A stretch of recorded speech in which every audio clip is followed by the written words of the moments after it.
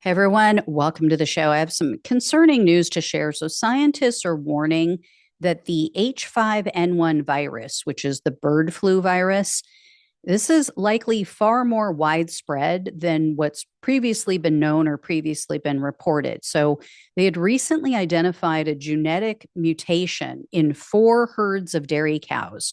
These were found in Idaho and in California. These were different strains, though, in each state. So, what they do know is that this is mutating. This virus is mutating. And so far, they say that 70 humans have been infected. One person has died from it.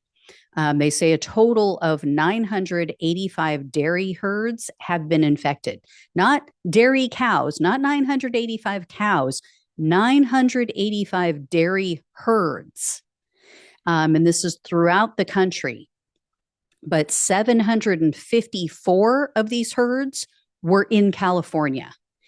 And a Wisconsin infectious disease expert said, quote, "That is the mutation found in the first human case, which was extremely pathogenic in ferrets.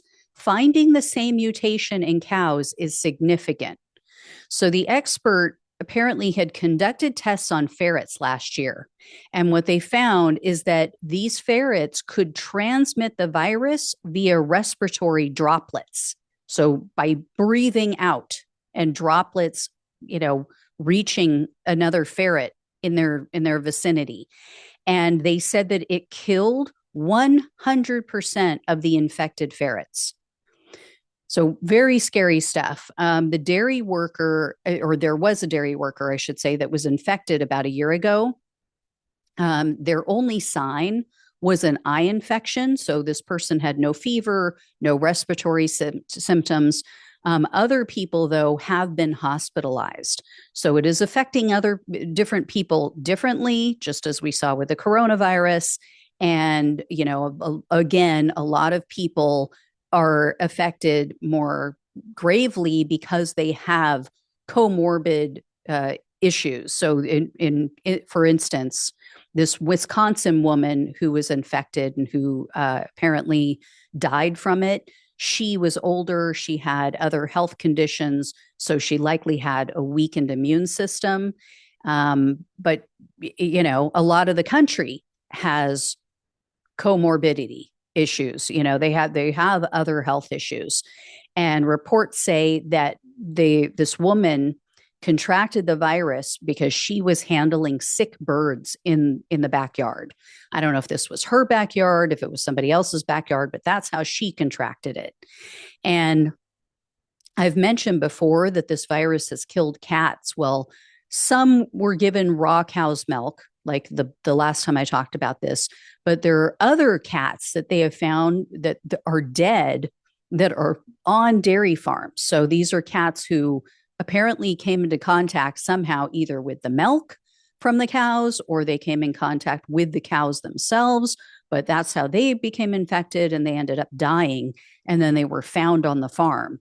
And then dairy workers are believed to have been bringing the virus home with them, and they have infected their cats, their indoor cats. And then last month, they found that there were rats in Riverside County, California. They were also infected. And so they said that these rats were, I guess, living near a chicken farm, and the chickens were infected.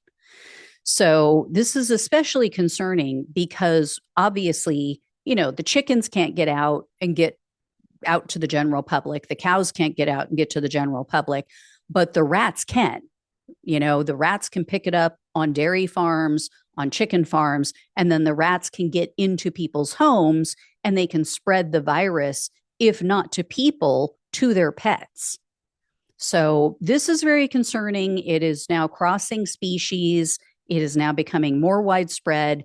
Why we're not seeing more about this on the general news, I don't know, but it is something to be aware of. So I wanted to bring you guys this information so you're aware. Maybe safeguard your home against mice and rats just in case, just to be safe. because you don't, obviously you don't want to get it, but you don't want your cats or your dogs or any other pets that you have to maybe come in contact with this. And I would think, dogs and cats are the ones that are most at risk, because they're going to try to chase the rats and the mice, whether they eat them or they just play with them until they die. I mean, it just, they can get sick. So be aware. All right, guys, thank you all so much for watching and listening. Please like, please share, and subscribe to the channel if you have not. Please donate if you can. Love you all. Take care. Talk with you soon.